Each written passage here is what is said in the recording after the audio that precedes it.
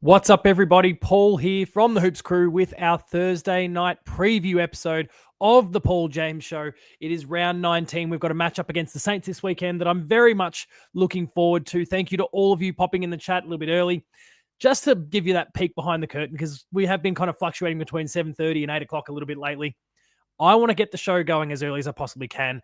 If I'm putting my daughter to bed, she's younger, she sleeps better, she doesn't take as long to get to bed. She's out in time for a 7:30 show. If I'm dealing with my son, never quite there. 8 o'clock start. So apologies for kind of the fluctuations that go on from week to week, from sometimes from Monday to Thursday within a given week as well. That's the peek behind the curtain as to how and why that's the case. But putting my daughter to bed tonight, we got her down in time, and here we are ready to go with the show tonight. So on the agenda, match selection has occurred. We've got some ins for this weekend's matchup against the Saints. Of course, no specific outs listed yet. There's no specific injuries that have been outlined. So we've only got ins at this particular stage, and the outs will, of course, have to be announced before the game on Sunday. We've got our match preview, a game against the Saints this weekend. We'll look at the other games of the round. We've got a player spotlight. Oisin Mullin is the focus this weekend. Q&A, game of the show, and wherever this show takes us. Shadu says, wait, no poo jumper this week. That's a bit rough. Just because it's brown. It's not baby poo brown. Gary, hi to you. Helpers. Is that everyone else in the chat? Is that Ben somewhere in the background? Ben doesn't help. Ben is only a hindrance. But looking forward to chatting to all of you. I can see many of you already popping there in the chat as well. I can see, Shadu. We've got Mark's here. Who else has popped up in the chat so far? A lot of Shadu and Mark. Jared is there. All good as long as we get a show, then it's fine. Dog poo brown. Oh. And I'm sure the many others that will pop in as the show progresses. Looking forward to chatting to all of you as the night goes on. Before we progress any further, Ben was stirring some shit up during the show on Monday, talking about, it was a Q&A question at the end of the show about arm wrestles and who we think I might be able to beat in an arm wrestle. And what the chat, the community, started to identify that probably my best chance was against Fags. But you didn't think that heavily of my chances either, because Ben posted then on YouTube, and he sourced everyone's opinions and thoughts, and dared to suggest that I thought I could beat Chris Fagan. I just said that Chris Fagan was the one I had the best chance against. But anyway, no chance, little man. 49% of the votes, with, I guess, 51% of you thinking that I'm at least a sneaky chance or would win within 3 seconds. I know Fags is an old boy, but it's going to be a bit rough. So anyway, I lost the poll here. These little scrawny arms apparently not going to get me anywhere, according to all of you, and I'd wholeheartedly agree, because I didn't even vote for myself. So thank you for all of the support. Look at the guns. Yeah, you're talking about, obviously, Fags, because your comments too delayed. I'd have no chance. Sorry. So, but let's just make sure that we're aware that Ben is the problem here. Ben is always the problem here. If you haven't already done so, please make sure to like this video. Make sure to subscribe to the Hoops Crew on YouTube if this is your first time here. We have multiple live shows every single week, 2 episodes of the Paul James Show. We have post-game live after every match.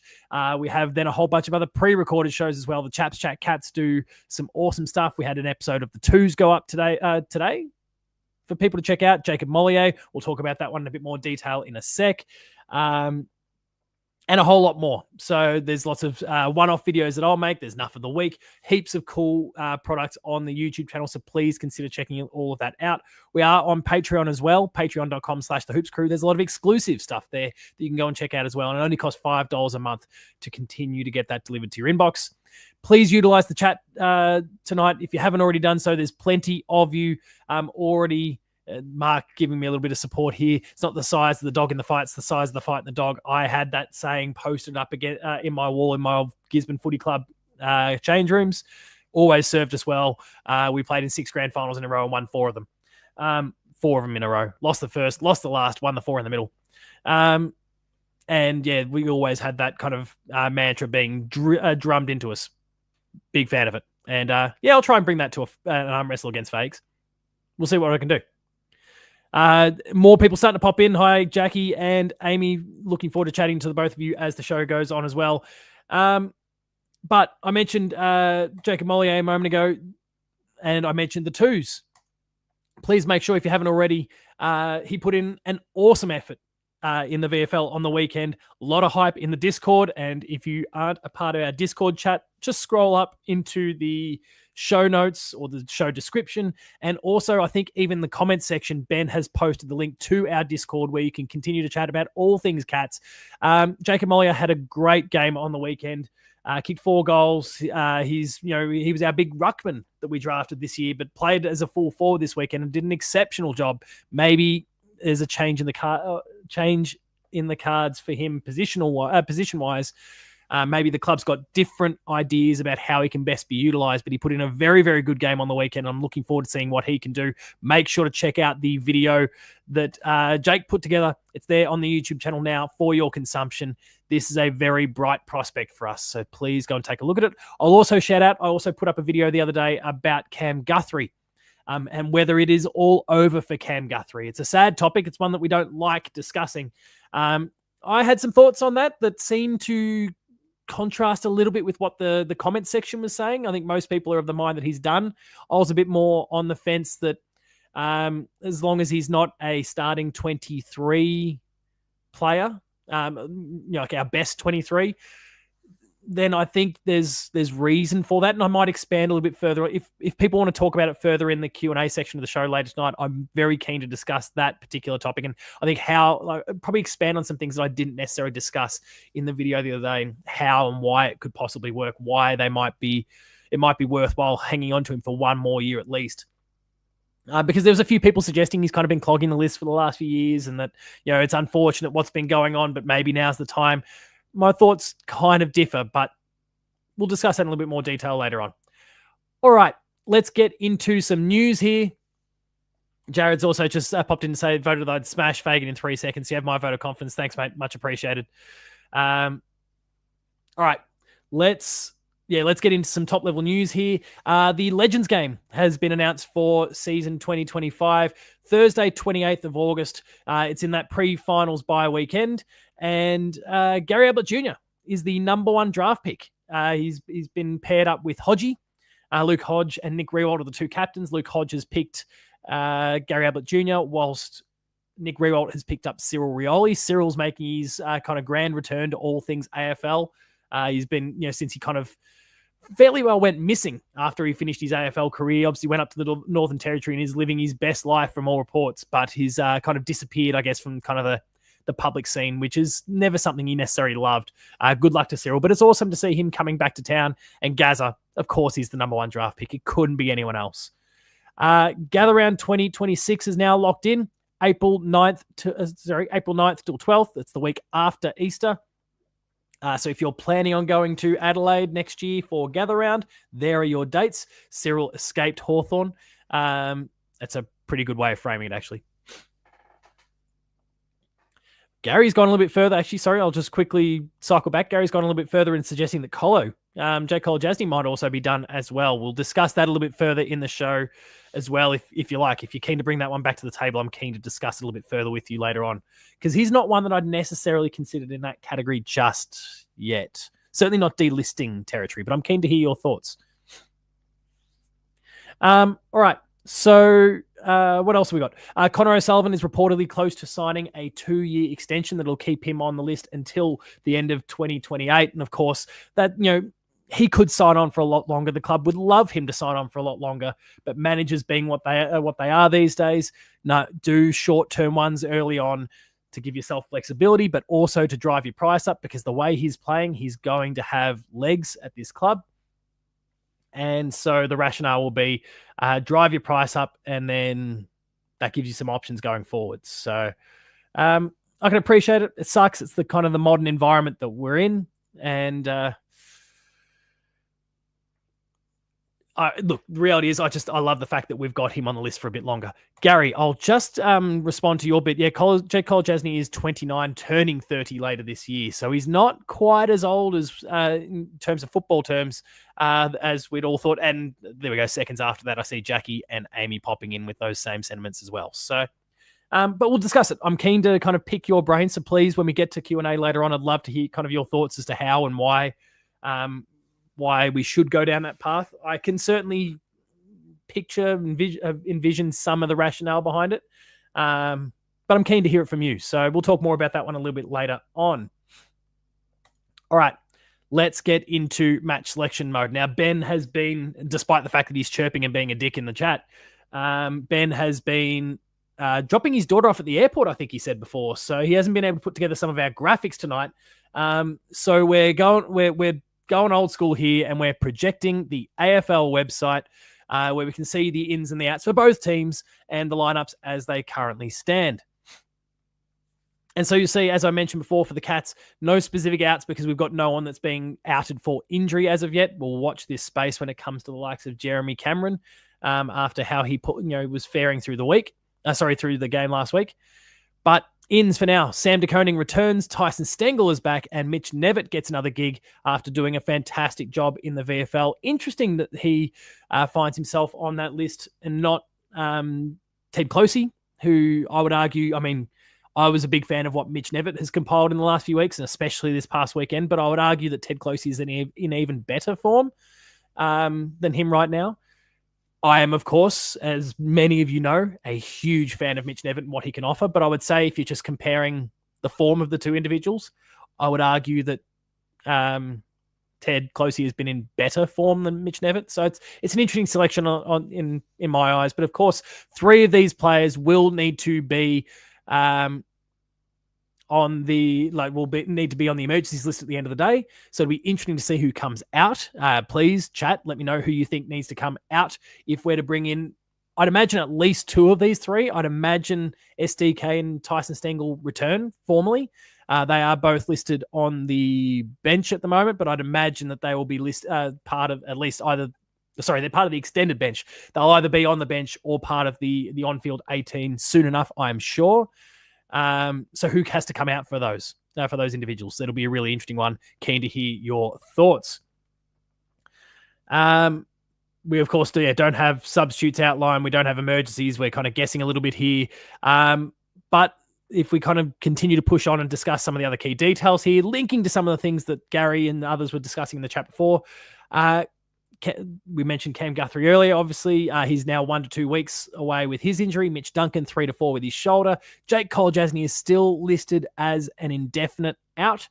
And Ollie Wiltshire is still listed as concussion protocol, but we did see that. And we got very concerned about that last week when we were talking about Jai Clark, because it had been a few weeks that he'd been listed there and then came out after the injury list was published. So hopefully in the case of Ollie Wiltshire, that is the same sort of scenario where as of that particular publishing of the injury report, the medical report, that he was still in the concussion protocols, but he is then due to come out and everything's tracking nice and well since. We'll see how we go. Some thoughts here coming from the chat about the outs. Shadu suggesting wouldn't be surprised if we saw Jezza come out. I wouldn't necessarily be surprised either, but I hope it's kind of not, I don't know. Like he probably could do with a week if he's a bit sore off the back of this one, but is that the game, or do we wait one more week? Like, can he get through one more game? And I say that because we've got North Melbourne the week after.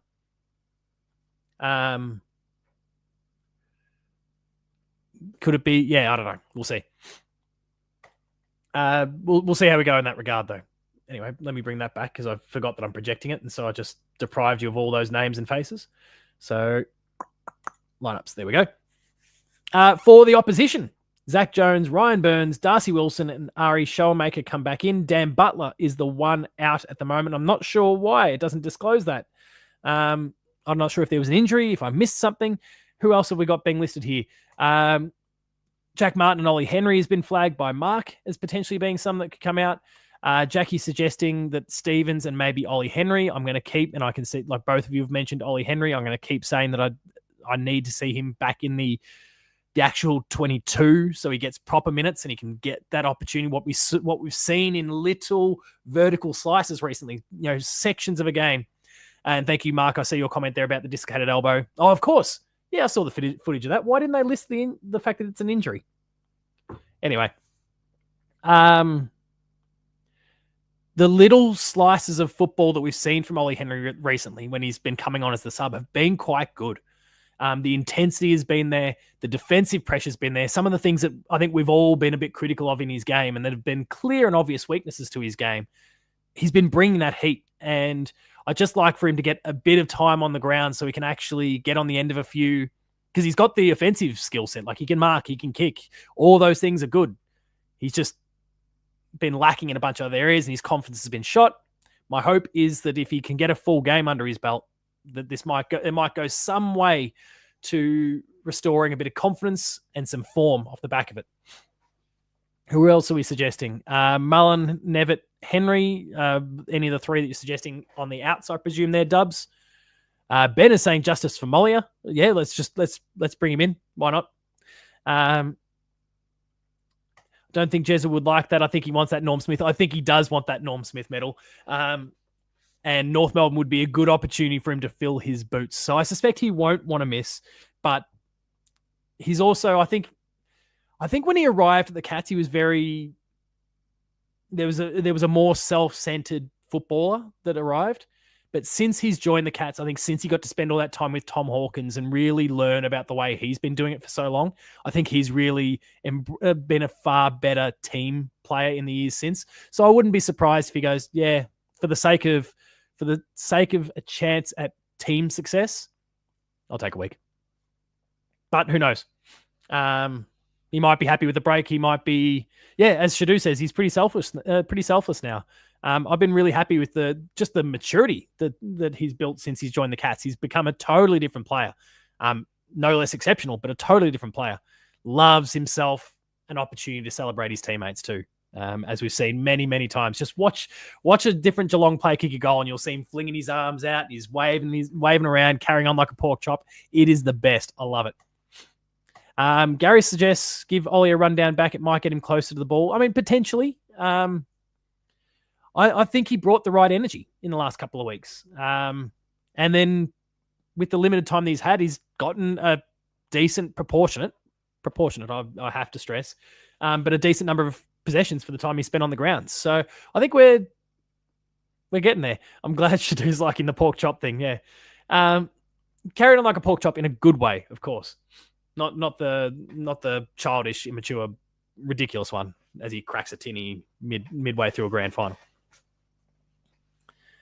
Jackie says that she spied a blurred Jez in one of the training photos, so it looks like he trained. Yeah, there was a bit of conversation in the Discord about did he or didn't he. There was a report at one point that he didn't train. I don't think this was the open training session, but earlier in the week. But then others were saying no, he was there. He just came out late. So good to see that there's confusion in the midst all the time. We'll get the results. Less than 10 posies won't cut it for Ollie. No, I think a bit like Shannon Neal, needs to be a... you would want their average on the season. Oh, you're talking about today, Jackie. Right. Well, even better. Hopefully he did train then. But yeah, Gary, to your point, I would like to see, a bit like Shannon Neal, I would like to see Ollie Henry being a 10 to 12 possession a game person. If they're averaging those sorts of numbers, then they're probably kicking 2 to 3 goals a game. And that's what you want. And then for Ollie, I think the great thing that's been missing for him has been that defensive pressure. So if he's able to add that facet to his game and then maintain the 2 to 3 goals average, maybe 2 goals a game average, you do it like you are ticking all the boxes. For someone that's his size, that plays his role, that is exceptional. So I hit the grind face about Jezza goal. Yeah, there's the shock ones, but then Jezza did the same thing going the other way. So it's good stuff. You love it. I think if Ollie can do that, then we're good. Ben's got the crystal ball out saying Ollie Henry to kick 5 goals this weekend. I would absolutely love it after having backed this bloke in for a long time and started to get really, really wobbly at different points. So I kind of did come to look, based on how things are going now, he probably needs to be dropped. I'd kind of accepted that after a while there. But he's back, and what little bits we've seen, I've liked. So hopefully we can get more of it. Greater minutes for Ollie. # minutes for Ollie. Drop it in the chat, everyone. where are we? Let's continue on with our notes here. The opposition we've discussed already. We'll note Cal Wilkie is playing his 150th game of AFL football this weekend. Congratulations to him. That's also 150 consecutive games. Hasn't missed since he's played his first. So congratulations to Callum Wilkie. Would also be good to have Jezza on the weekend because I don't want to leave Shannon Neal on his own dealing with Cal Wilkie. It'd be good to have a few tall options. But anyway, the other thing we'll acknowledge this weekend is a milestone on the Cats side, and it's far more important than Cal Wilkie. It's Ollie Dempsey, who's going to be playing his 50th game this weekend. No typos in here from Ben, unlike Jack Bose. Good minutes for Ollie. Love it. 50 games for Ollie Dempsey. Obviously, it's the first of many milestones. But as Amy says, can we stop having milestones all the time? I think this is okay. Minor ones, no one really thinks too much about it. We can congratulate them, and that's about the extent of it. But it's the big 250, like 200s, 250s, 300s, 350s. They're the ones that are causing us headaches at the moment. We are not turning up for our leaders and our big milestone men at the moment. So we'll see how we go. Ben, just a little pat on his own back there for the correct spelling. Congratulations. You haven't cocked it up this time. And the umpires, we don't know who they are and who cares. All right, let's get into match preview mode. We'll flick back over here and we'll bring up all of the... Oh, where's my graphics here? We'll bring up the key details. 2 days, 17 hours to go. This is a 1:10 game on Sunday. I will say I was supposed to be going. We spoke about it on Monday. I'm no longer going. We've got a bit of a clash. So I've already been negotiating some big compromises to make sure that I can get my son back for some games later in the year.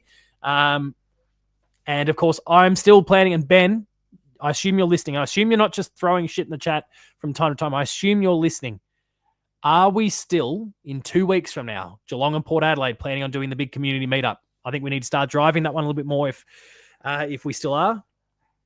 But let's get the conversation going about that one, because there's a lot of you here. There's a lot of you that I've been keen to meet that I haven't met so far, and then others that like Foxy that I want to meet again, given the opportunity. Hopefully, as many of you can rock up as possible. Ben's just dropped a beers emoji, so I assume. That's a yes, but just make sure to pop those details in the comment section for us, Ben, just for those who are tuned in at the moment, so they know where to go, what to do on the 3rd of August when we play against Port Adelaide. But for now, more about the Cats and the Saints.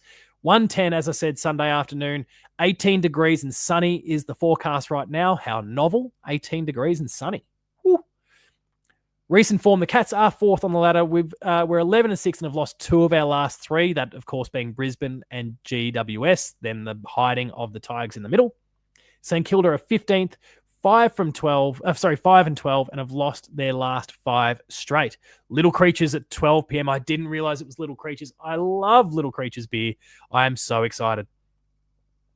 But there you go. Little Creatures, 12 p.m. Hoops Crew community meetup, August 3rd. The day that Geelong plays Port Adelaide. The secret word to enter is apparently turtle. You can... Yeah. Lovely. I can get a sunbake, says Jackie. Very nice. All right. Last time we played, obviously, that was earlier this season. St Kilda beat us by 7 points at Marvel Stadium. Lawson Humphreys had 22 disposals and took 8 marks. Tom Atkins with 20 disposals and 11 tackles. Not many highlights really to note here. For the Saints, Jack McRae, 35 disposals and 10 tackles. And the big goal kicker for the night was Jack Higgins, who kicked 4 and had 2 goal assists. Jackie dropping some turtles emojis. But let's not worry about that. We don't play Marvel very well. Let's be all Dimmer Hardwick about it. We don't like Dimmer. Let's be Dimmer about it we just don't like Marvel. We don't like traveling here. We don't want to play here. MCG or GMHBA or nothing. And we move on. And we make sure to beat North Melbourne when we play at Marvel next week. 224 matchups between the two teams. Geelong is holding a 60% winning record. We've played in 1 draw and 5 finals. The 2009 grand final is, of course, the one that we all think of the most, but there have been some semi-final matchups as well. One in 1968, one elimination final in 1991, and 2 qualifiers in 2008 and 2010. And we all remember the 2010 one. The umpire, as Cam Mooney said, just cost us a grand final. And he did. The biggest win. And Ben's provided links here, so he's not screwing up his data this time. The biggest win the Cats have had, and this is absolutely outrageous. The biggest win that the Cats have had against the Saints was on the 9th of September, 1899 at Corio Oval, round 17. The Cats, 23 goals, 24, 162. Beat the Cats, one behind. Beat the Saints, one behind. That's it. Saints, one behind. They kicked that behind in the first quarter and then proceeded not to score for the rest of the game. Geelong by 30 at quarter time, 90 at halftime, 128 at three-quarter time before winning by 161 points. That is the mother of all hidings. It's not the biggest, of course, but that's awesome. Gary, you said you don't get out much. Too fat, too old, too ill. Oh, come on. Let's try and find a way for this one, mate. You don't have to go, you don't have to go for broke. Let's not do anything to compromise the health, but feel free to pop in and hang out. It'd be great to get to meet you and have a bit of a chat. If you're able to get there, it'd be awesome. Ben will be there.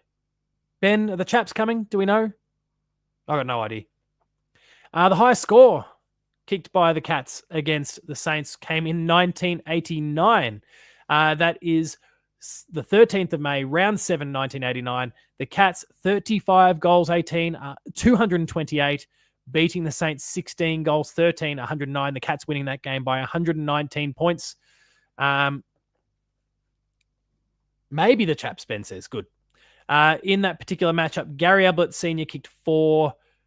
Gavin Exel kicked 8 goals, 3. Robert Scott kicked 4. Billy Brownless kicked 5 goals, 1. And for the Saints, Plugger kicked 6 goals, 4. Good effort from him in a team that lost by a lot, by 20 goals. Just short of 20 goals. From there, the longest winning streak held by the Cats against the Saints is 16. That was between 1897 and 1903. The biggest home and away crowd came in 2010, 58,000 between the two teams. And it was a loss to the Cats. We lost by 24 points that day. We came out the blocks nicely. In fact, bad memories from 1989, but not that one against the Saints. So let's not get too upset about it. But I get it. Geelong leading by a point at quarter time, by 16 at halftime. And then the Saints flipped the script completely, leading by 17 at three-quarter time and 24 by the time the game came to a close. A 33-0. In fact, no, let's a 43-3 second half led the Saints to the win in that particular matchup. Adam Schneider kicking 4 for the Saints and Gary Ablett Jr. being the lead goal scorer for the Cats that night with 2. The most goals in a game against St Kilda is George Maloney, kicked 12 in 1931. Ben's just busting out all his trivia now. But the most goals in a final against the Saints is Billy Brownless with 8 goals, 3 in 1991. And the most disposals in a game against St Kilda, Mark Bairstow, 44 in 1989. I think probably that same matchup that we were just talking about before with the highest score.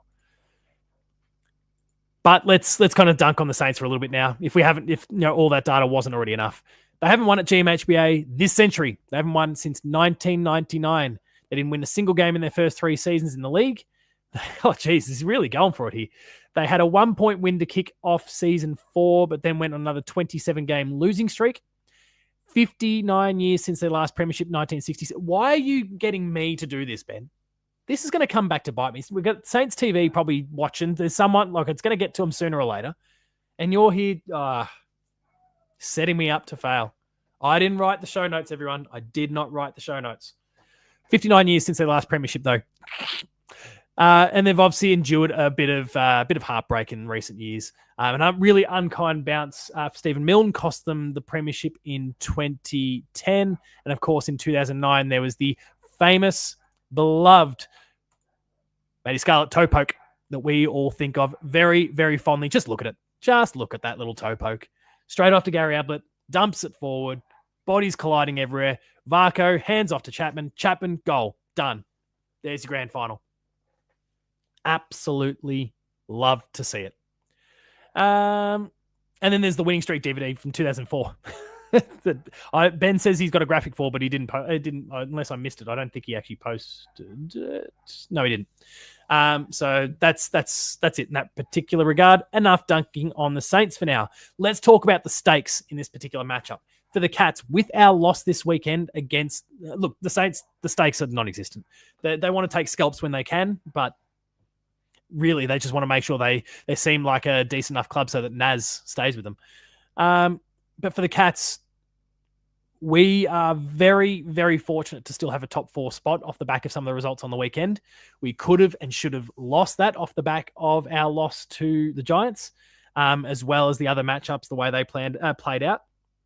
We need to rebound. We need to make a big statement, bash up on a shitty team here, get a big win, bolster that percentage, because it's possibly going to come down to percentage at this point. Ours is a pretty healthy percentage, but we can't afford to give opposition teams an opportunity. So we need to go out and smash this mob around as much as we possibly can. Look, Ben's now even tagging people. I'm just going to be clear, if you see this, if you're only just tuning in now, mate, Ben wrote all the notes. He does all the notes. I just read them. Like, I could be Ron Burgundy. You could slip all sorts of things in here. I'm Ron Burgundy. Like, we can have that moment. Milne bounce equals footy gods. F Milne. Fair to Stevie Milne. Unfortunate for the club. I don't have any love for Stevie Milne, but the Saints, it was pretty unfortunate. Shadu says they're getting TDK. We shouldn't talk shit about them too much. They are going to get TDK. And what I didn't realize is that he was a Saints supporter when he was a kid too. So that's a foregone conclusion. You add that little bit of info on top, and it just seems almost certain. I know, it's not done until it's done. It's not over till it's over. But I'm pretty confident they'll get their man. Big Gloop says, I love my Cats, but I got them losing and dropping out of the 8. Gee whiz. No, I can't go there for that one. If it was Marvel, I'd be more wobbly. GMHBA, I'm sure they'll put up a fight, the Saints, but I think we'll get the job done. But yeah, the stakes for them, like, they just need to impress to try and get TDK in the door and to try and keep Naz. They're the big 2 priorities for the Saints right now. I still don't think that TDK should be getting paid 1.7 million or whatever that absurd number is. But they believe he's worth it, and it gets them a big fish. And honestly, they've been throwing big fat stacks of cash at big names for quite some time, and none of them have cared. So I think that's why they're in the position that they're in now, where they need to throw out a big fat stack, get someone who probably doesn't quite deserve that. And then Gaz has just dropped a bomb there. No wonder they call you Big Galoop. They need to just throw out a big fat stack of cash, get someone, turn themselves into an appealing, attractive club with some wins and some high-profile players so that more might come in the door down the line, and then you can smooth out TDK down the line. But we'll see. Predictions, I've got the Cats winning by 30 points. I think we'll do this one pretty comfortably. But we do need to be careful of those Saints small forwards in particular. They're pretty dangerous. So we'll see how it all shapes up again. Look at like Caminiti and Sharman, Mitch Owens, Jack Higgins in particular, really, really dangerous. They are more vulnerable, obviously, with Max King out, and he's kind of caused us a few little headaches in the past. But Shadu asked the important question there, how do our mids stack up? I think they're fairly like for like in a lot of ways. They did own us early in the year. I genuinely don't think we didn't play very well that night.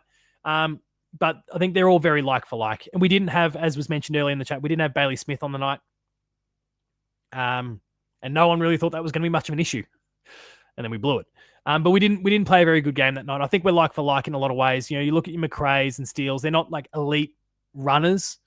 Obviously Liam Henry is. But they're not necessarily elite runners at all. Henry excluded. So I think we can we can utilize our speed, but then we've got the tough bodies to bash up against McRae and Steele. McRae is just an accumulator for the most part. He's dangerous at times. He proved that early in the year, but I think we'll be okay. Cats by 30 points for me. All right. Next up will be some of the other games of the round. We'll talk about those actually whilst I've got you all here. Before we go to our sponsor, I'm going to do things slightly out of order here just to give myself a little bit of a drinks break in a sec. Let's go around the grounds here. Of course, we've got a game being played as we... Oh, hang on. Let me project all this there. There we go. As we speak, the Bombers and the Giants are thrashing it out. It's pretty early on, and I'm sure the Bombers will get smoked. But so far, they've kicked 5 behinds to 2 straight, so they are peppering away. The Giants lead by 7 points, though. On Friday night, you've got Brisbane and the Bulldogs. That will be an interesting matchup for sure. Saturday, you've got 4 games there. Hawthorn and Port Adelaide at UTAS. Sydney and North Melbourne at the SCG. Carlton and Melbourne at the MCG. West Coast and Richmond at Optus Stadium. And then on Sunday, the aforementioned Geelong and St Kilda game at 1:10, GMHBA. Collingwood and Fremantle at the MCG. And Adelaide and Gold Coast, a really juicy game to finish the round to tune into. I'm very, very excited to see how that one results, because the Gold Coast have obviously just beat the flag favourites. Will be feeling pretty good about themselves. The Crows are playing really good football as well. Beat another contender in the Dogs, or arguably a contender in the Dogs. Both teams are right up and about and in really, really good form. So I'm keen to watch that one. Keen to watch the Dogs. I think for me, the must-watch games for the week, Brisbane and Bulldogs, of course, our Cats and Saints, but not for the same reasons, and Adelaide and Gold Coast. They're the games that you want to watch this weekend. They are the ones that are going to be the most interesting. All righty then.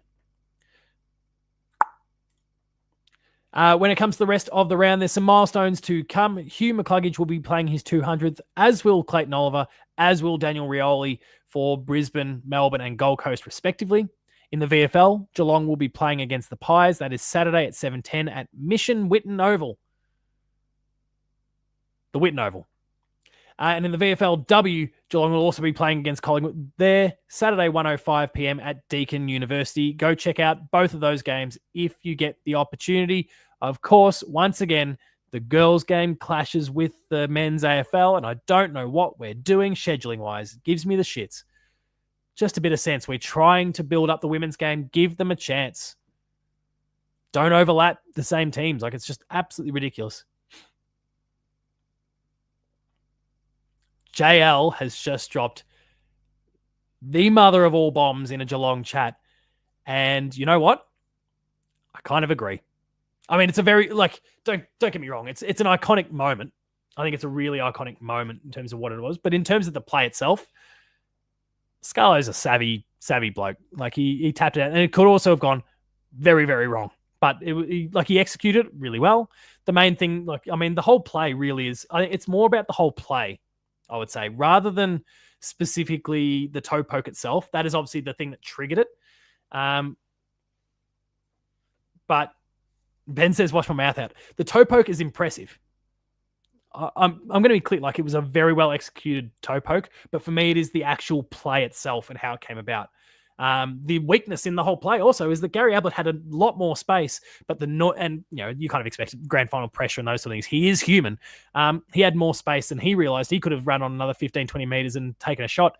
He also might have missed it.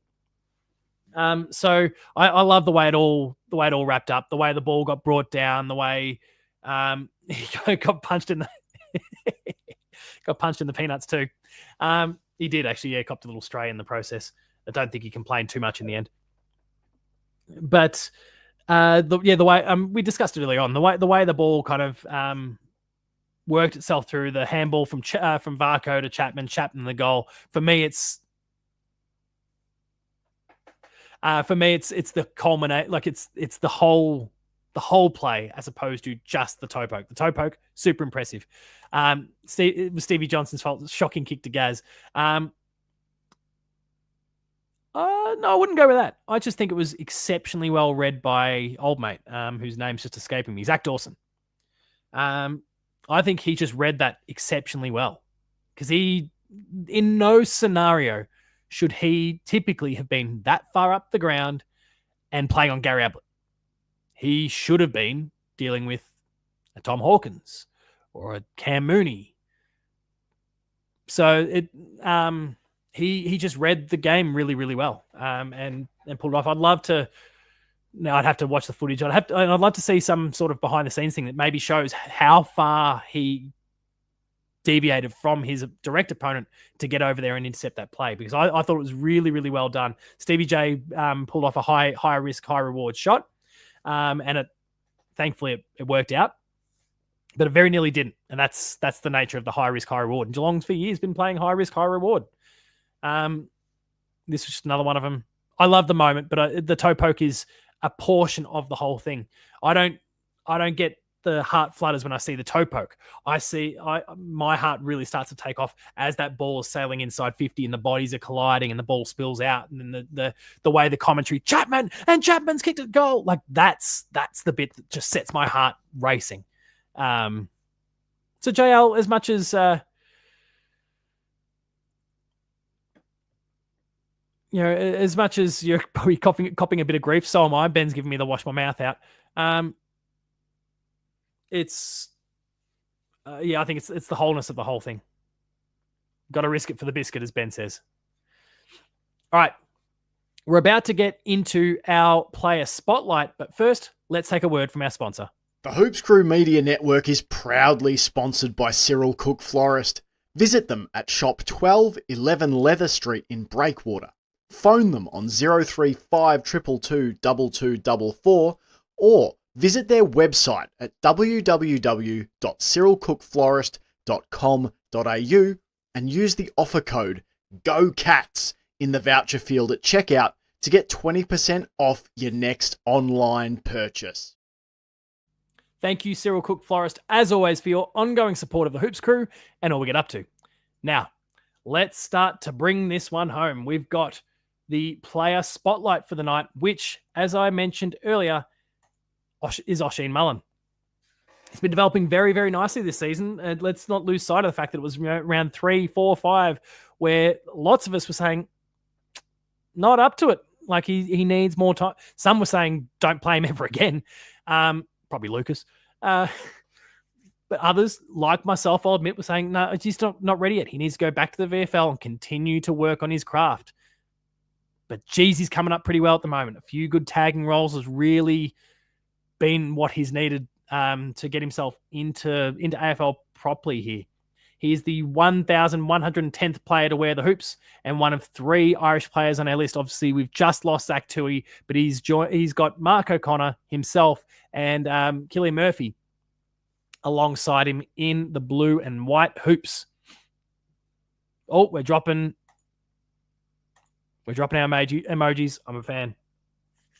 And Shadu said, like I think a lot of us, not a believer initially. I totally understand and respect that. I was, like I said before, very much the same as you were.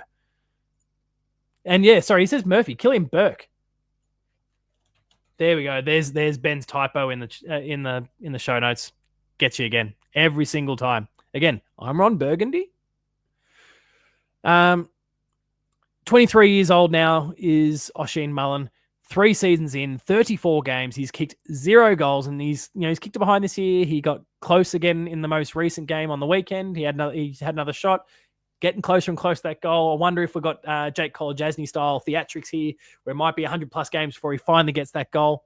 He's played in 2 finals, our qualifying and prelim finals of 2024, and we'd be much better off for it. He was drafted as a Category B rookie, international selection in 2022 from County Mayo. Initially signed in 2021, but delayed the move due to COVID. As I think many of us would recall, that was kind of a weird one. He was on, then he was off. He was the GAA's Young Footballer of the Year in 2020 and 2021, so he's got the skill set, and we all know he's kind of got the actual physique for this game already. Zach Tui even named him the Irish Nick Dacos, which speaks volumes to what his ceiling is, and it's just gradually translating it to our game. He debuted in round 11. 2023 against GWS and had 15 disposals, and he's currently contracted to the end of 2025 with a 2-year contract extension supposedly close. I can't remember if it was recently now. Yeah, he cut his hair for a children's cancer charity. He's been gaining respect for his lockdown roles. A lot of people have been pumping him. And like I mentioned before, that was the moment for a lot of people to go, actually, hang on, there's something here. These tagging roles are working well for him. I'd like to see him do more of it. It feels like there was a block of 3 or 4 games. Great, this is an important developmental moment. Now get back to halfback. And he's been spending a little less time in the midfield lately. I would like to see us flick that switch a little bit more often, but maybe they're deeming it a horses for courses thing. And when we deal with Nick Dacos again, the Irish Nick Dacos will go to him. We'll see how it goes. He's got elite endurance, speed, and athleticism. Again, I mentioned before that physique. He's ready to go in this game, and we just waiting for him to really explode at this point. He's got some career highs, 16 disposals. He's obviously yet to kick a goal, 8 marks in a game, 1 goal assist is his best in the game, and 7 tackles is his best output in a game. He's the number 34, where we've had 17 cap players over the years, and 2 of real note. Peter Walker playing 159 games and scoring the 1 premiership along the way, and James Riley, currently working with the club in a coaching capacity, played 90 games for the Cats. That is Oisin Mullen. We're loving your work, mate. We, as Shadu mentioned, as I mentioned before, weren't necessarily believers earlier in the year and starting to worry a little bit, but he's absolutely coming good. So really great to see, and looking forward to him continuing to thrive as the season goes on. It feels like he might be a mainstay now, which is great. Bit by bit, we're developing these blokes into really top-level footballers. And that now takes us to Q&A and some trivia. And we'll begin with the trivia because Ben has given us a few here to work with before we get into some of the Q&A. He's only provided me with 1 Q&A prompt for the night. So let's... he's also suggested that when he cut his hair, he didn't lose his powers like Cam Guthrie. Please, grow it, Cam. Grow it back. Trivia, though. Does Oisin take Nasiah Wanganeen Miller this weekend? No. No, I think that's your Brad Close. That's your Brian. In fact, no, that's your Brad Close job, I reckon. Because Naz will play off half back, of course. Brad Close will probably play off half back, and you just make him accountable and then try and get him the other way. I think Brad Close is the one. Maybe he doesn't have the wheels to go with him, but it's more about being with him for the most part, because I think he preys on forwards who are lacking in discipline. So I think he'll be okay. All right. First piece of trivia here. Again, important to note there are crossovers here, Geelong and St Kilda, because they're our opponent this week. So our first piece of trivia is, how many games did Stephen King, former Geelong captain, Stephen King, how many games did he play for the Saints? Drop those numbers in the chat, please.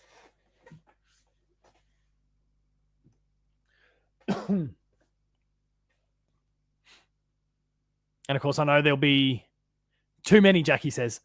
Higher than 34, Mark. Higher than 32, Aaron. But I'll give you all a little nudge, but less than 50. 188, says Ben. He wrote the question. He knows the answer. Little less than 54, Jackie. Sorry, I probably made my comment after you'd hit post. Or, yeah, anyway. Then doubles down with 48. Your Shadu gets it, though, with 47. 47 games Stephen King played. Next trivia question is, who kicked the first goal of the 2009 AFL Grand Final? I think we all know the answer. Surely we all know the answer to this one. I feel like if anyone gets it wrong with their first crack here, we've got some conversations to have about. There we go. Jackie nails it with Max Rook. In fact, as Ben says in the show notes, Max fucking Rook. Mark Josh Gary Ablett. I swear you better not have been. You better not have been doing that on purpose. That better not have been an accident. Max Rook did kick the first and the last with that little dribbler between the big sticks at the end of the game after the siren.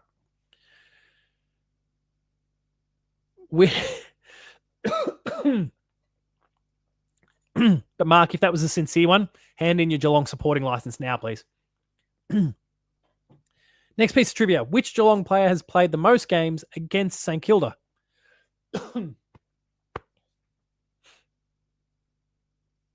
That's an interesting one. So yeah, which Geelong players played the most games against the Saints? Shadu also says, is that the blue Teenage Mutant Ninja Turtles one? No, it's not. Firstly, Horizon Forbidden West. Thank you, PlayStation, for sending that one. Second one, I needed to layer up. Dunder Mifflin. I did think about it. I was wearing the Horizon one all day, but I needed a third layer just to keep myself that little bit warmer. It is not the Teenage Mutant Ninja Turtles shirt. And no, it is not Joel Selwood, nor is it Tom Hawkins. Think much older. Much older than even Gary Hocking.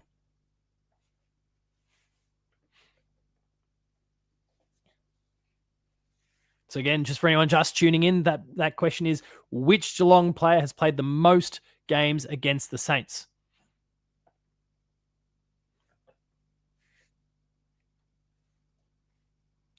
I am going to... Oh, no, I can't check this very easily.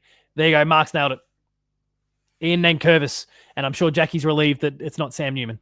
Ian Nankervis has had played 30 games against the St Kilda Football Club.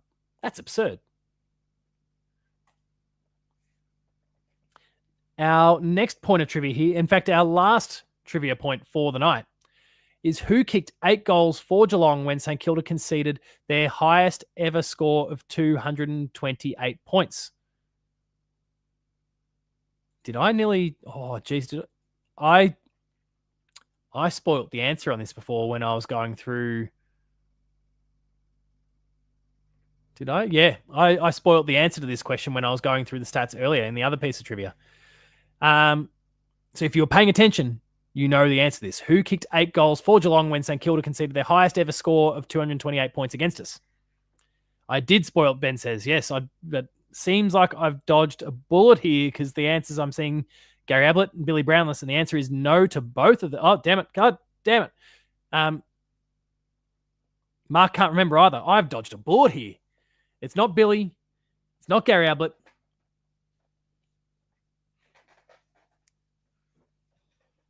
The individual kicked 8 goals, 3. This same person kicked 9 goals in a loss against Hawthorn in the same season, 1989. It's not Emerson.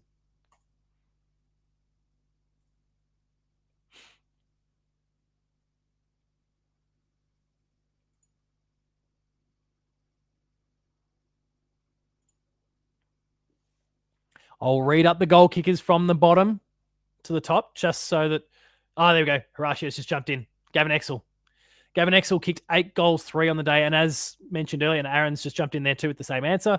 As mentioned earlier, he kicked 9 goals in a subsequent, like a game against the Hawks later that year, which was a loss. He was dropped by Malcolm Blight after the Cats lost the qualifying final against Essendon and didn't take any further part in the finals despite being our leading goal kicker that year, 63 goals. Go figure.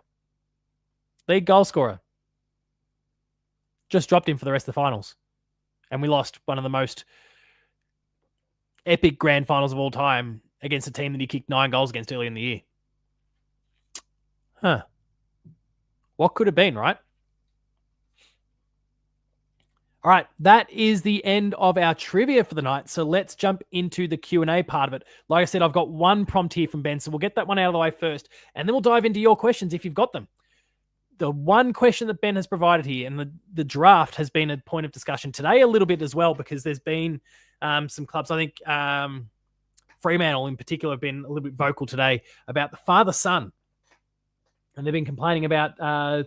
Geelong getting so many over the years, the Dogs with Sam Darcy and Tom Liberatore, Brisbane with with Fletcher and the Ashcrofts and the Dacosses at Collingwood, etc. Ben's question is, should we have a lottery system for the top draft picks? So very Americanized, which I know everyone loves when American sports start to infiltrate our game. Should we have a lottery system for top draft picks? And Jackie's right. F off Freo. Father-son is great. I agree. Freo just aren't benefiting from it because they're still a super young club, but that is going to change. Bit by bit, that's going to change. You won't be saying that when Matty Pavlich... Has Matty Pavlich had kids?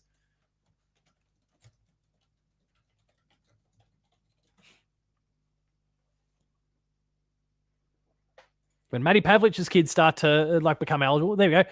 Matthew Pavlich and his wife Lauren have 3 children: Harper, Jack, and William. There's a couple father sons and a father daughter. Quit your whinging, guys. Ben says bottom 10 teams only for the lottery. I don't know if you're being sincere or not, Ben, because you tend to like to shit stir a little bit, but Freo still has players that qualify as father-son.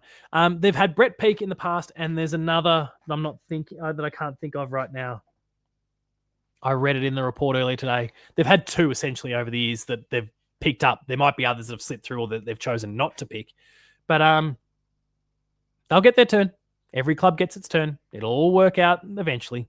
Swings and roundabouts. All luck at the end of the day. What I will note, though, is that these father-sons, the clubs are very much getting them into programs from a really early age at this point. And so they are being, and I hate kind of using this phrase, I should come up with something better, but they're being groomed to be these top-level elite AFL players. From a really young age, they are exposed to the system, they're exposed to the players, they're exposed to the environment and the expectations of an AFL football. And so they're already thinking about it from their really young and very easily influenced age. I'm not crazy about that part of it. It's a bit nepotistic, but clubs are within their right, I guess. It's pretty hard you can't monitor it. You can't track it. You can't build rules around it. It's, because you're welcome to bring anyone through the club. But, hey, Geelong Football Club, if you want to bring me and my kids through, that'd be great. We'd love a walk around through the rooms, have a bit of a chat to everyone. Be cool. I don't know about Ed Allen, who's obviously playing for the Pies now. Was he a Freo father-son? I'm not sure. Freo, Clem Michael, for one, was drafted as father-son. Like, there's options. They'll get there. Again, you've just got to wait. And younger teams, don't have that. Freo, I would still consider one of the younger teams. Port Adelaide hasn't had that many. I mean, you got Jace Burgoyne, but who else? But they've won a premiership along the way. They've been seriously competitive along the way. And thank you, Horatio, you've absolutely nailed it here. We've had more father-son failures than successes. Absolutely. Failures is obviously a harsh word, but Ben says that I'm blacklisted by the club for the foreskin joke. I mean, maybe. Sorry, Jack. We do love you. You just weren't playing good football at the time. All right. It is now... and for my mind, no to the lottery system. No, what we're seeing in sports like the NBA, for example, and so, yep, Horatio nails it. For every Ablett Jr., there's been a Tim Callum. When it comes to the lottery, what I see in the NBA are a lot of teams who, now admittedly, there's a lot more player transients there, a lot of movement between clubs. It's a very, very open competition. Even though we're kind of trending in that direction, it's still way more open. Like its magnitude's bigger in terms of just the way players shift between clubs willy-nilly. Not to mention they've got, multiple trade periods within a given season or within a given calendar year. So we don't have that. But there are teams who've been filling their boots from the lottery for years and haven't gone places. And then we've got other teams who keep missing out just through luck of the draw. Like they're kind of in that no man's land that we kind of have in the AFL, that, 8th to 12th sort of spot where you're not getting the absolute cream of the crop, but so their odds of getting the high picks are still not that great. They're not getting that rock star player. They're not getting a LeBron James or, I guess this year, a Cooper Flagg or whoever it happens to be, a Victor Wembanyama. They're not getting one of those sorts of players because they're not at that absolute pointy end. But if you have a system where, if you finish last, you've got it. You know exactly what you've got. If you desperately want that pick, you can go and throw the kitchen sink at trading for it. It's clearer. I prefer just the simple snake idea. Of course, there's so many compromises in our system at the moment, from the impacts of free agency to father sons to academies, and I think a lot of I've got no problems with father son, as we said before, but academies, they do need to look at, I think, the balancing of it a little bit. Brisbane's getting another ripper again this year. To the best team in the currently they're the reigning premiers, the best team in the comp, is about to get another top 5 draft pick, despite the fact that they will have a pick 17, 18 most likely, or thereabouts. It's those sorts of things are frustrating. So that we've got to get the clubs to pay a higher price, and this does extend to the father son. So I like the father son as it is, but I want for father sons, if a Gary Ablett Jr. comes through the draft, or Joel Selwood's kids come through the draft, or Scott Pendlebury's kids come through the draft, you need to, if they are that good, if they are taking after their dad and they're looking that good in this game, make them pay the price. And Jackie's nailed it here. And this is something I've been going on about. And if anyone, go back and watch any of my videos where I've spoken about the draft, like the live watch-alongs from the last couple of years. It is driving me mad what some of the clubs are doing. They are not, when Levi Ashcroft, Will Ashcroft, Nick Dacos, Sam Darcy, when they are coming through and everyone is clearly going, this is arguably the best player in the draft right now. And Collingwood, Brisbane Bulldogs, whoever it is basically getting them, they're finishing the top 4 or thereabouts, and then they're still getting this pick 1, essentially. People are getting frustrated about that. Clubs are getting frustrated about that. But then when it comes to draft night, they're not even making him pay the full price. The team who's got pick 1 in the draft is going, no, we want to show respect to the person. We want to show respect to the person that we've determined, because we know it's not going to be Sam Darcy, because they're going to get bidded on. We want to show respect to them and make sure that they, it's clear to them that they are the pick 1 in the draft. No, get fucked. Be competitive. This is why you're a mediocre club that's been sitting at the bottom of the ladder for so long. This is why St Kilda's been shit for so long, why Richmond is wallowing at the moment, why West Coast has been shit for so long. Forget, okay, Harley Reid you think is the best player in the draft. No worries. You'll pick him up with pick 2 or 3, but make the other clubs bid and pay the highest possible price to get their Darcy or their Ashcroft or their Dacos. It's fine.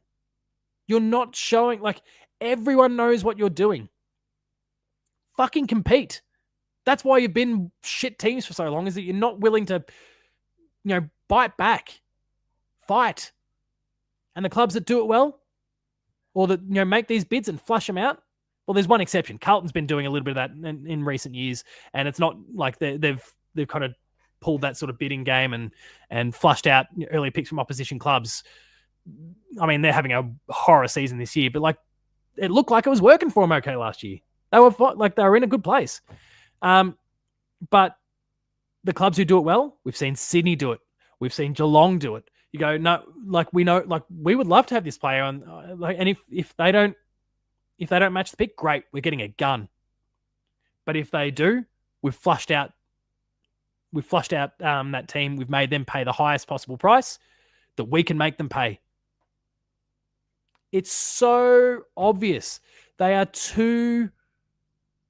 trying to be too polite and be best friends with everyone. No, fuck them. You're trying to beat them. Just...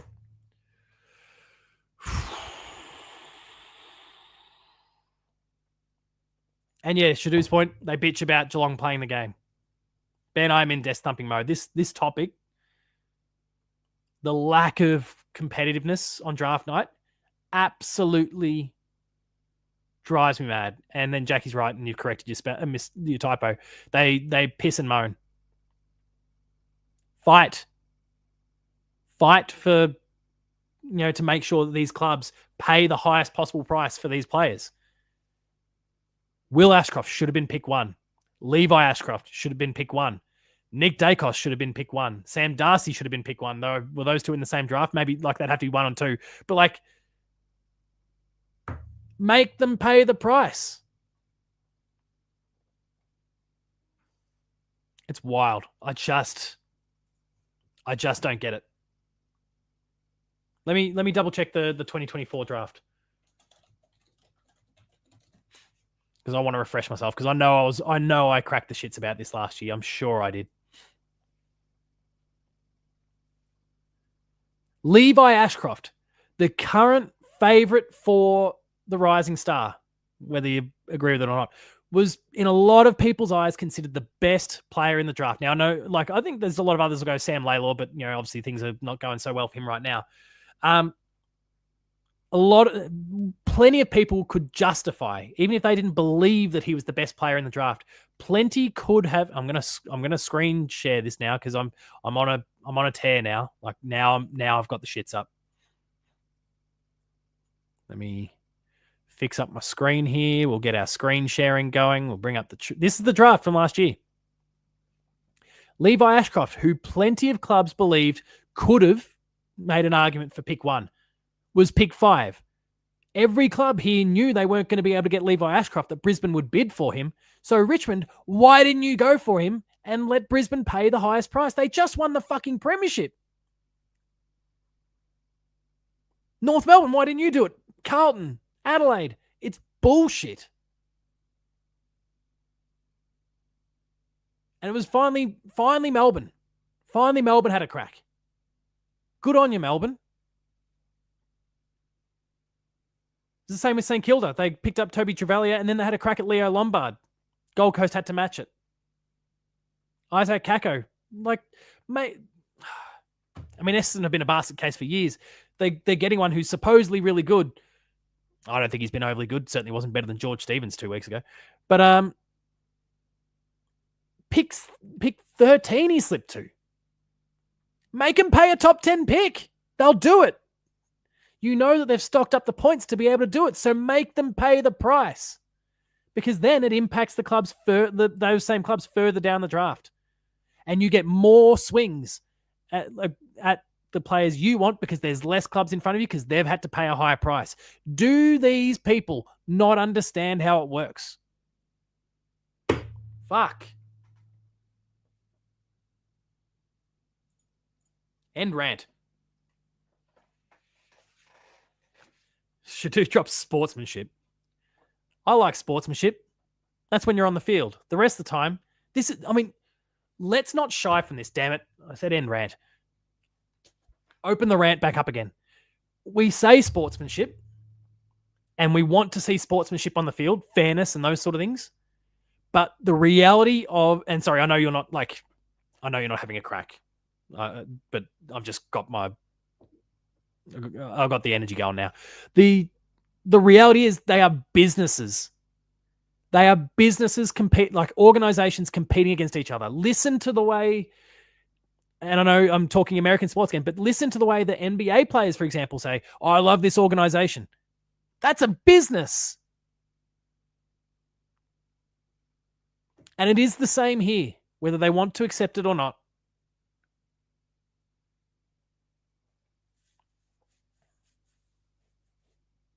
All right. I hope that wasn't I know we were talking about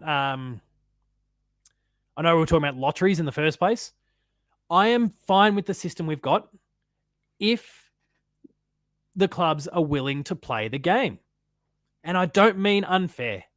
I don't mean really nasty shit.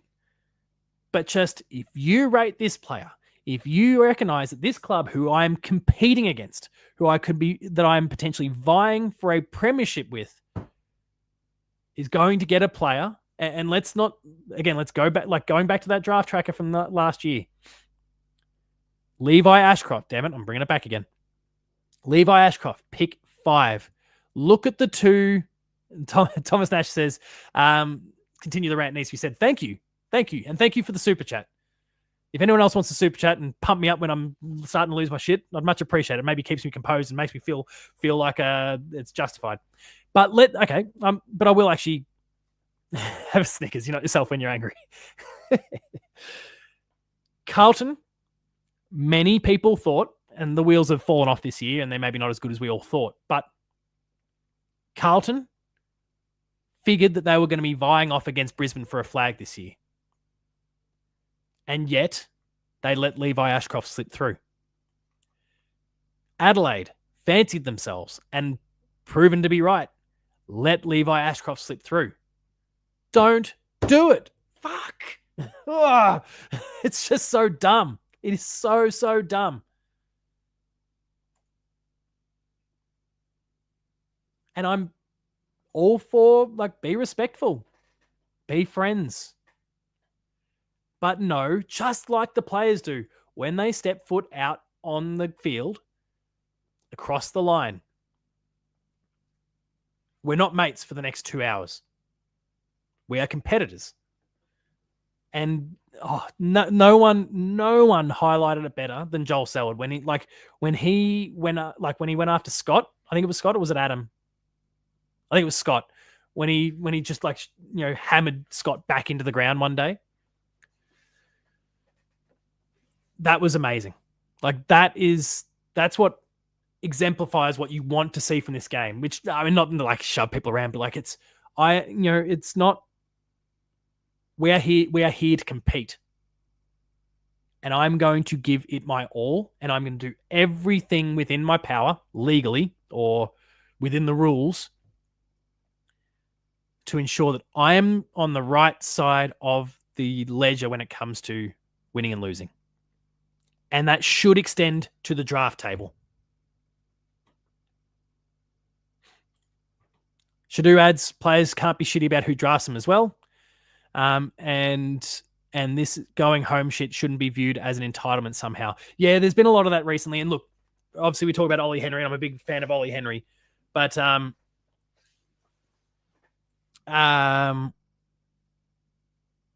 rationale, close to the family, mate. Ollie Henry's your brother Jack is an hour up the freeway. Your family are within reach any time of any day of the week. The rationale was bullshit. I hated it. I absolutely hated it. Love that we got him.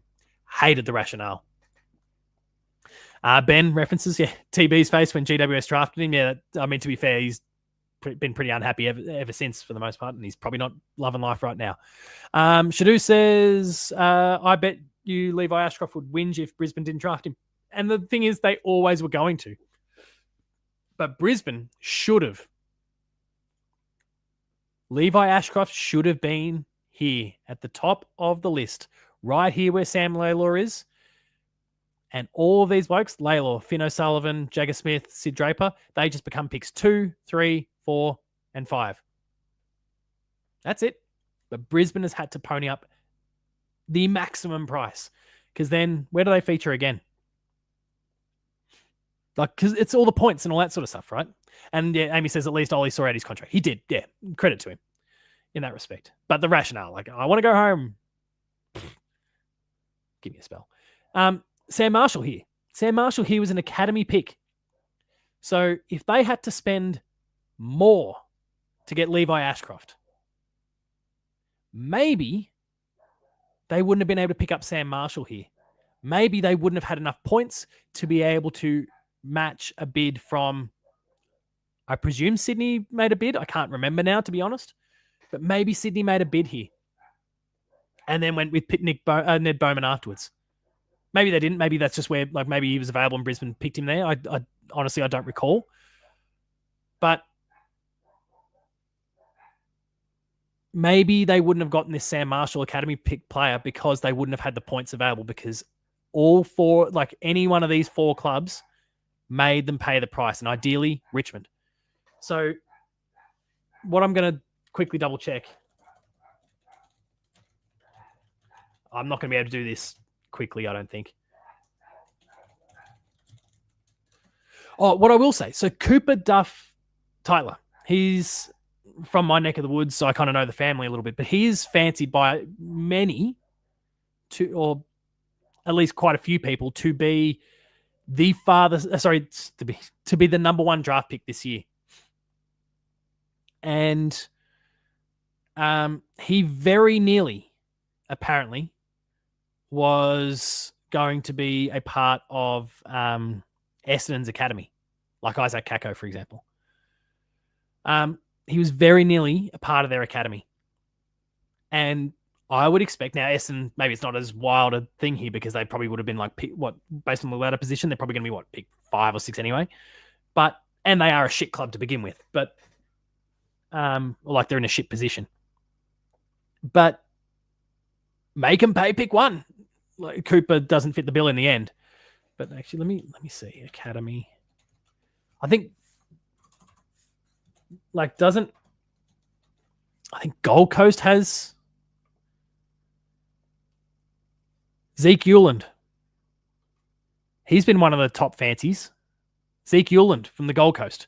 A Gold Coast team that is filled to the brim with young, up-and-coming, serious talent. Make him pay the price. Oh, here we go. Google Gemini's just kicked in a few names here for me around father-son. So here we go. Tom McGuan, Collingwood. Make him pay the price. Cody Walker, Carlton. Make him pay the price. Hell, for Geelong, Jagger Mooney and Boston Riccardi. Like, if people think that they're worth it, make them pay the price. Academy players, here we go. Oh no, that's a list of players that are already. Dan Annable for Brisbane. He's likely a top 5 pick in the eyes of many. Brisbane's academy. Can you believe it? They're going to get another one. So make him pick 1. Make Brisbane pay the highest price. If you see, and it's very clear, everyone knows, like, the points thing is very transparent. I can't believe I'm still going on this topic. And I'm also going to change my screen sharing here so you can actually see some of the names that I'm looking at. And again, this is just the Google Gemini spit out now. But where are we? Dan Annable. There he is. They're going to have to stock up on points again. And they're going, if you see, they go, oh, they've stocked up enough points to cover pick 1 if they need to. There it is. Make them pay pick 1 to get the bloke. And if not, you're getting an excellent player who's fancied in the top 5 anyway. It's a no-lose situation for the most part, unless you had someone that you kind of made a promise to. I'm sure there's Cooper, but he's not actually academy anymore. This Toby Wan, I'm not familiar with him, but like there's Hussein. I've heard about him for Essendon, another goal sneak tied to the Bombers NGA. Like, they've got these options. Make the clubs pay the price. I'll finally end the rant now, because we've been going for ages, and I was kind of hoping to be done by 9:00. If you've got any other questions for Q&A, please share them. But we are going to get into our game of the show. Shadu says, it's all theatre on draft night. It's all negotiated way ahead of time. To an extent. There's certain things that are, like some of the trades and those sort of things, because the like trading, for example, unlocks again on the night. And so it's all kind of predetermined, some of those deals in the end. But no, I don't buy that when it comes. I mean, the first 10 picks in the draft, I think absolutely are, because they're like, the first night I think is highly scripted for the most part, and a lot of conversations are had well in advance. They try and get the order. They try and make sure they get the right club representatives. That feels like it's all pre-sorted. But night 2 in particular, and probably late the first pick, it's on. And that's where you get awesome things like Max Holmes. And Ben said, brother rule. Let's try and get Max Holmes' brother over. But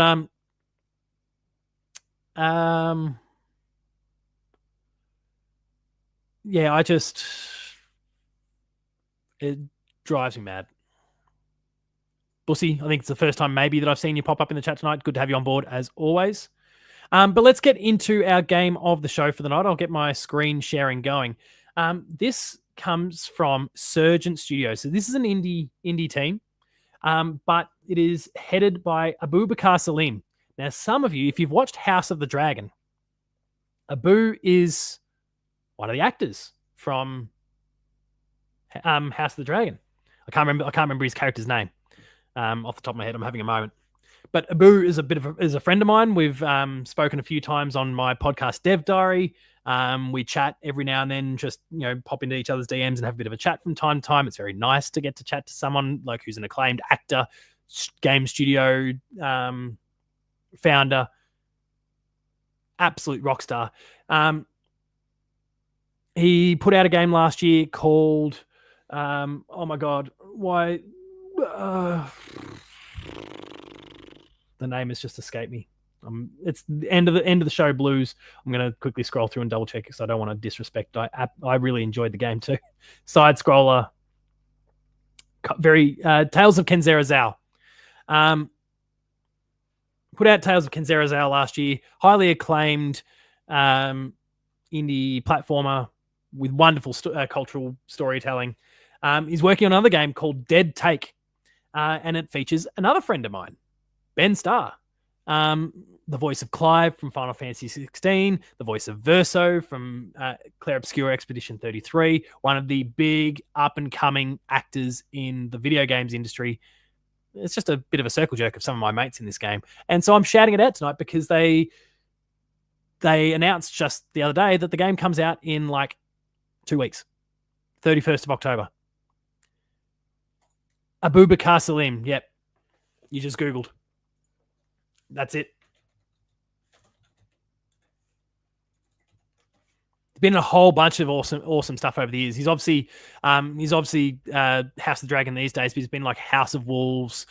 He's done a bunch of voices in video games as well. He's been on Jamestown, the show.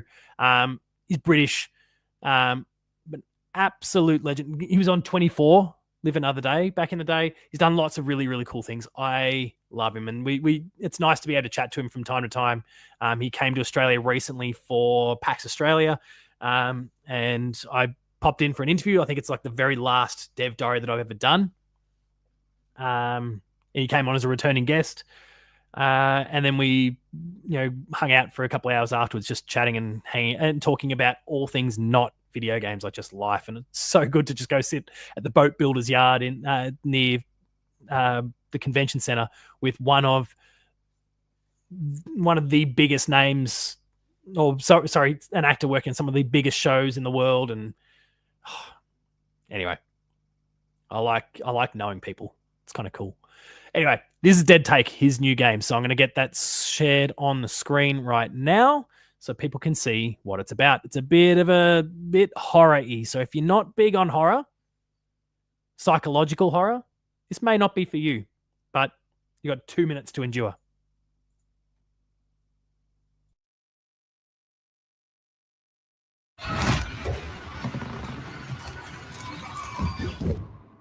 Finny, get out of there, please. Just answer your fucking phone! I'm outside Duke's place. I'm outside. I'm coming for you. Duke doesn't just make movies. Action. He creates worlds. He's always watching. Nothing escapes him. Vinny. You know. My man, Ben. You look delicious. No, you look delicious. No, stop, come on. Miss Ken, do you need any water? No, let's just hurry this up.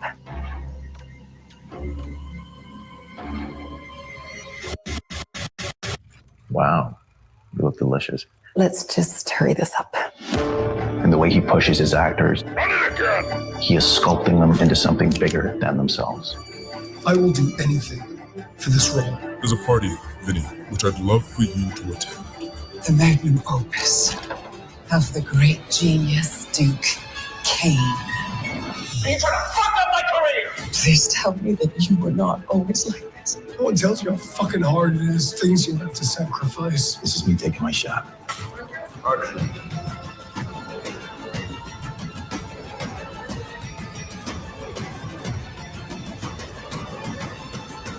This industry, it never lets you go, darling.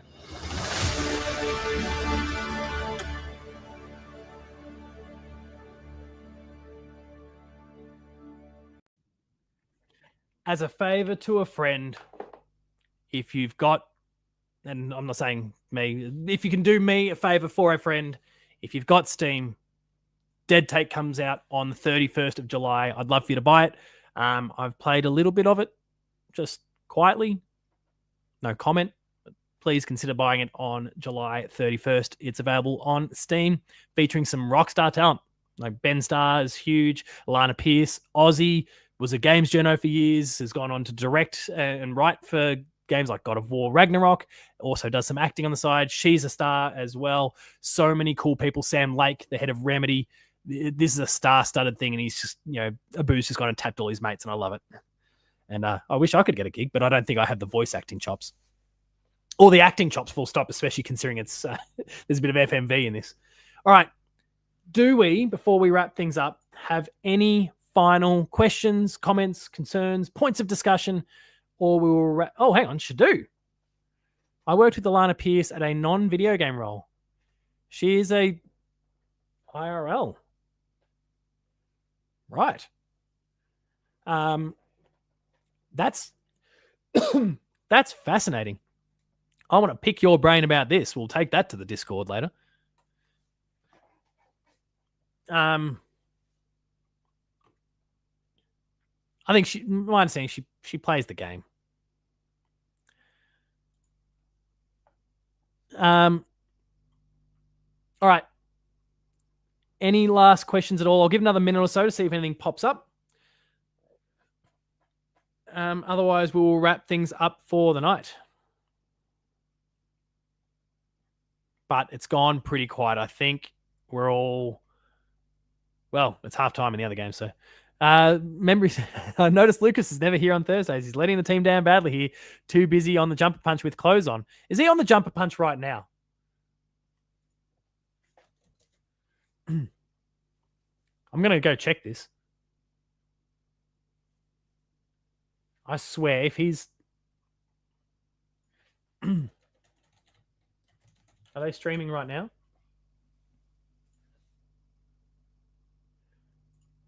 No, they're not live at the moment. They're not live right now. Smack him. Memory equals Lucas. Yeah, that's true. Good point. I was going to talk about Cam Guthrie. That's right. Thank you. So my thoughts when it comes to Cam Guthrie. And so I spoke about in my video, and please, I'd love for people to go, if you haven't gone and taken a look at my video about Cam Guthrie, should he or should he not go on? My stance, which kind of flew in the face of what Telstra equals Lucas. My stance, which kind of flies in the face of what a lot of people said, and like it was almost 100%. I think there might have been one person potentially actually that was on my side of the equation. That everyone was on the mind. Yeah, look, he's done.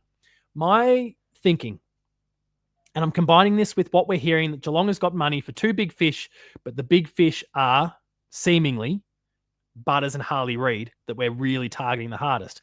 And both of them are end of 2026 from all reports. So when it comes to Cam Guthrie, when we're not going to get that big fish midfield recruit, and I know we've already got one in Bailey Smith, but like when we're not going to get that other one that seemingly we're going to be getting, when we're not doing that this year, I would like the depth to be there in the midfield. I would like the options. Why do we need to toss away someone who we know can play good football when his body is right for no reason? Unless it turns out a different story if someone pops up this year that we target and we go and get them. But Jackie suggested, delisted and picked up via the rookie list. I don't know, do we... Geelong's sometimes been a bit brutal with some of its legends over the years. Through this Chris Scott regime, obviously Bartel and Stevie J and Paul Chapman and Josh Hunt and but we've never gone down that path of delisting him and then relisting them. We've done it to someone like a Henderson, but he wasn't some legend of the club. He was doing good work for us, but he was not some legend of the club.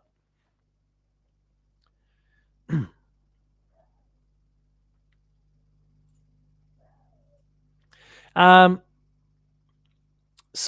just think my stance when it comes to this is, if we're not going to get that big fish, Horatio's right. It's not an issue whether he can perform, it's whether he can stay on the paddock. I think it's worth just keeping him there. We're not going to be getting some big fish to just guarantee that he's not going to be getting a game, full stop, whether he's fit or not.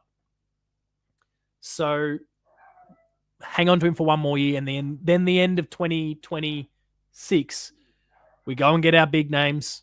We get the continued development of your George Stevenses and your Mitch Nevitts and your Jai Clarks, and hopefully they're all ready to go and do amazing things, let alone anyone else that we draft. And suddenly, sorry, Cam, there's no further room for you. But I reckon it's important that we keep him for that depth. Maybe like Duncan, he would be good for coaching and development. I think he would be. There's a lot of talks that clubs are looking to have a chat to him. I think that could be a good pathway as well. But I just think for options for us for next year, specifically in the midfield, and this is why I wouldn't say the same for Mitch Duncan, for example. I think it's worth one more year for Cam Guthrie. All right. That was my final point on the show for the night. So thank you all for having tuned in. As always, love having you here. If you've enjoyed it, make sure to drop a like on this video. If you're watching it after the fact, drop a like on this video. You've watched an hour and a half of this thing. I hope you enjoyed it. You better have by this point. Drop a like on the video. Subscribe to the YouTube channel if you haven't already. Check out all of the awesome content that we are producing here on the Hoops Crew. There's lots of great stuff from the chaps, myself, Ben. Go check it all out. If you haven't already, drop a comment. Many of you have been doing so in the live chat tonight, but if you're watching this after the fact and you've got thoughts, share them. Would love to hear your thoughts, especially on my big rant about the draft. Would love to hear what people got to say there. The super chat function is there to be used. Use it whenever you get the opportunity, as was done before. And I very, very, very much appreciate it. I've lost track of, there we go, Thomas Nash for that super chat earlier. Really appreciate the support that all you and anyone else who super chats or commits to Patreon or whatever, that bit of support that you provide, it is huge for us. We really appreciate it. Thank you, thank you, thank you. You can find me on socials, Paul James Games, that's Twitter, Blue Sky, and Instagram. The Hoops Crew is at the Hoops Crew. Thank you to our sponsor, Cyril Cook Florist, as always, for that ongoing support you provide. And I mentioned Patreon before. $5 a month is what gives you access to early access content, exclusives, extended content. There's a 7-day free trial to see if it's for you. Lots of cool stuff on our Patreon. Consider checking it out.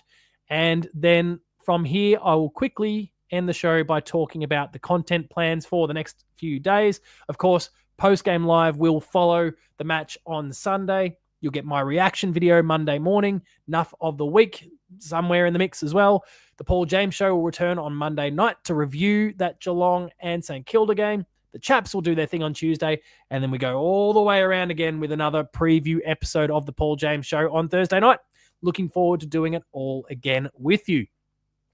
Thank you to each and every one of you who's been sticking around in the chat, who's been sharing your thoughts over the course of the show. It's been a pleasure as always, and I look forward to doing it all again on Monday night. Thank you all for watching. Remain Geelong strong, and I'll see you later.